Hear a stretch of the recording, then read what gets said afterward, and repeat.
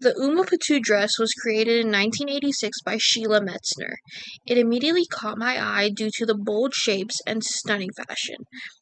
As someone who is quite interested in fashion and very interested in looking at fashion, Sheila Metzner's work was something I was excited to see.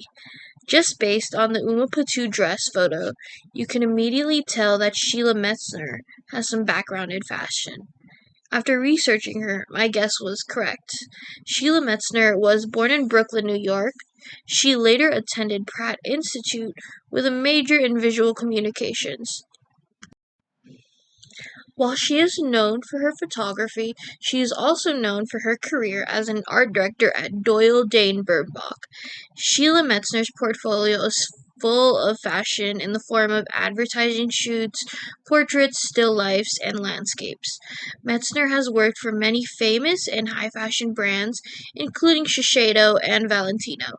Metzner was also notably the first woman to shoot major imagery for Vogue. Sheila Metzner used two notable practices for creating her photos. She used the Fresson printing process as well as the platinum printing process. The Fresson printing process includes 4 layers of bichromatic gelatin. This could be with natural or synthetic pigment. It is split into cyan, yellow, magenta, and black layers. These color layers are then applied at different times during the day. Metzner also used the platinum printing process. This is the process of using characteristics of light-sensitive irons. These salts react to platinum salts to form platinum metal. A sheet of paper is uncoated in these salts to make the image sensitive to light. Once it's dry, the paper is exposed to light through a negative developed in a chemical solution. It is then cleared away of the salt and washed. The hues will range from charcoal gray to sepia. Other colors can be achieved by changing the moisture content or the temperature. It's noted that each of Metzner's photos is printed with a silver metallic ink background border and an airbrush texture. Sheila talks about her work in a very mesmerizing way. She says, "Photography, in its most basic form, is magic. This image caught in my trap, my box of darkness, can live. It is eternal, immortal." Like many, photography is a way for Metzner to hold memories, to capture beauty. In the Uma Patou dress, the cone, the sphere, the woman in the dress dominate the photograph. The lighting on the sphere and cone reminds me of the classic sketches that we all learned as beginner artists, but this time made into full sculptures. These sculptures could have been used to get a certain lighting effect by using that classic cone and sphere. Despite the photo not being in full color, there is some minimal color. Due to the processes Metzner uses in her photography, it is likely that every color in the photo is intentional. We then notice that the color in the photo only lies in the model. There is the pigment of her skin as well as her solitary gold earring. After observing this image for a while, it feels that, despite the bold shapes and the patterns of the model's outfits, she looks almost as if she's hiding. She is facing the wall, her back in view. Her hat is dipped just enough to hide her face. It's an interesting contrast, the boldness of her outfit versus the model's body language. Seeing her trying to hide reminded me of the reality of being a woman in the world. Every day, a woman goes out into the world to be perceived. She has no choice against this. Many women feel the pressure to look a certain way just to cope with the fact that the world will perceive and judge you. A Walk at Dusk by Caspar David Friedrich definitely is a different type of art than the Uma Patou dress. The Uma Patou dress looks very rehearsed, very intentional in all aspects of it. It feels like it was created to be viewed, while A Walk at Dusk seems to be shot from any man's nightly walk. My two choices were solely decided on what drew my eye. A Walk at Dusk is truly a beautiful piece of art. It depicts a man in a scholar's dress under a waxing moon. He stands, head bowed, next to a pile of rocks. But it's not just any pile of rocks, but in fact a megalithic tomb. The moon is the only source of light over the moody night. The trees are noted to be dying. There are many symbols of death and rebirth throughout this painting. Caspar David Friedrich was born the sixth out of 10 children in Greifswald, Swedish Pomerania, on the Baltic Sea on September 5th, 1774.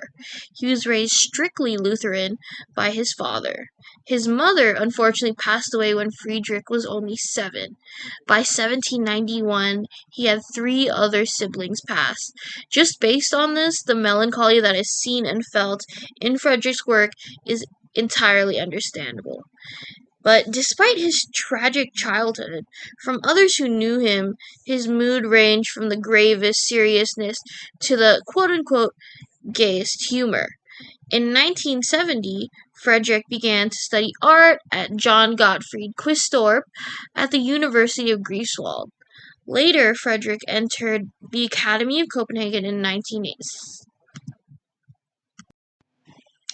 Later on, Friedrich entered the Academy of Copenhagen in 1794. Here, he casted antique sculptures and drew still lifes. By 1798, he had permanently settled down in Dresden. He mainly painted and sketched landscapes such as the Baltic coast, Bohemia, the Riesen Mountains, and the Harz Mountains. Friedrich's first major painting, The Cross in the Mountains, was created when he was 34 years old. He then got married at age 44 to Caroline Baumer. They had 3 children together. After his marriage, there were noted to be more female figures in his work. Sadly, in June 1835, Friedrich would suffer a stroke that would leave him with limb paralysis. His ability to paint was greatly diminished after this. From 1835 to his death in 1840, his work had heavy symbols of death and dying. A Walk at Dusk was completed in 1835. This is 5 years before his death. After learning about him, this painting becomes much sadder. The single scholar standing at the tomb feels much more personal after learning that Friedrich was quite lonely near the end of his life and had to rely on the kindness of others to survive. The megalithic tomb is likely one of the cheapest tombs, as it may only require hauling rocks and boulders. The dark colors at the end of the day are another symbol of life coming to an end. The dying trees in the winter also symbolize a coming death and end. Despite the many melancholy tones of the painting, there are many symbols of rebirth as well.